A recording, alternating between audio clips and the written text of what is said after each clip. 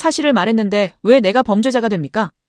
대한민국 국민이라면 한 번쯤 들어봤을, 그리고 들을 때마다 귀를 의심하게 되는 법이 있습니다. 바로 형법 제307조 1항, 사실적시 명예훼손. 진실을 말했더라도 타인의 사회적 평판을 깎아내렸다면 형사처벌을 받는 법입니다. 미국이나 유럽 등 선진국에서는 사실상 존재하지 않는 대한민국에만 독소 조항처럼 남아있는 법이죠. 이 때문에 우리 사회에서는 학폭 피해자가 가해자의 실태를 고발하거나 전세 사기꾼의 정체를 커뮤니티에 폭로했다가 도리어 피해자가 범죄자로 고소당해 피눈물을 흘리는 기막힌 모순이 매일같이 반복되어 왔습니다. 상황이 이렇다 보니 국회에서도 이 악법을 없애야 한다는 움직임이 거셌습니다. 지난 2025년 9월 더불어민주당 박주민 의원이 폐지안을 발의했고, 이어 11월 말에는 조국혁신당 이주희 의원 등이 정보통신망법상 사실적시 처벌 규정을 완전히 비범죄화하자는 개정안을 내놓았죠. 표현의 자유를 넓히고 진짜 피해자를 보호하자는 취지였습니다.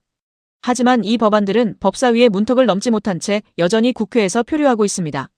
그런 와중에 2026년 7월 1일 국회에 완전히 정반대의 성격을 가진 초강력 법안이 기습적으로 발의됐습니다.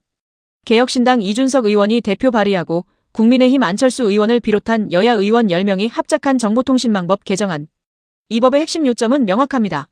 사실적시 명예훼손의 형량을 높이는 게 아니라 악성 폭로자들의 돈줄을 완벽하게 잘라버리겠다는 겁니다. 이준석 의원이 발의한 법안의 핵심 메커니즘은 두 가지입니다. 첫째, 범죄 수익 전액 몰수 및 추징입니다. 최근 유튜버 김새의 찌양 사태 등에서 보았듯 악성 사이버 레카들은 타인의 사생활을 무차별 폭로해 수억 원의 조회수 수익을 올립니다. 이 법은 영리 목적으로 타인의 사실을 폭로해 유죄가 확정되면 그 콘텐츠로 벌어들인 광고비와 후원금 전액을 국가가 강제로 몰수할 수 있도록 법적 근거를 못 박았습니다. 감옥에 갔다 와도 돈은 남는다는 레카들의 계산기를 부수겠다는 취지입니다. 둘째, 플랫폼 기업에 강력한 법적 의무를 부여합니다. 법원에서 유죄 판결이 내려지면 구글이나 네이버 같은 대규모 플랫폼 사업자는 30일 이내에 해당 콘텐츠와 채널의 광고 수익화를 강제로 차단해야 합니다. 만약 이를 방치하거나 이행하지 않으면 플랫폼 기업 역시 엄중한 법적 제재를 받게 됩니다. 법안의 취지는 훌륭해 보입니다. 악성 레카를 잡겠다는 거니까요.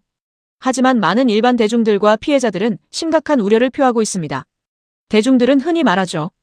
억울한 게 있으면 커뮤니티에 올리지 말고 법적으로 해결해라. 하지만 현실은 어떻습니까?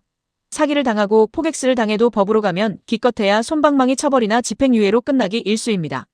분명히 눈물 흘리는 피해자는 존재하는데 교묘하게 법망을 피해가 가해자는 없는 기막힌 상황이 수두룩합니다. 결국 국가와 법이 나를 지켜주지 못하니까 피해자들은 마지막 절규로 커뮤니티나 영상 플랫폼을 찾아 억울함을 호소하고 실태를 고발하는 것입니다. 그런데 악성 레카를 잡겠다고 만든 이 수익 몰수 및 차단법이 부메랑이 되어 돌아온다면 어떨까요? 돈 있는 권력자나 사기꾼들이 이 법을 악용해 억울한 일반인의 공익적 폭로 영상마저 영리 목적의 명예훼손이라며 고소하고 채널의 돈줄을 묶어버리는 무기로 쓸 수 있다는 지적입니다. 이준석 의원 측은 권력자 비판이나 공익 제보는 철저히 보장한다며 선을 그었습니다.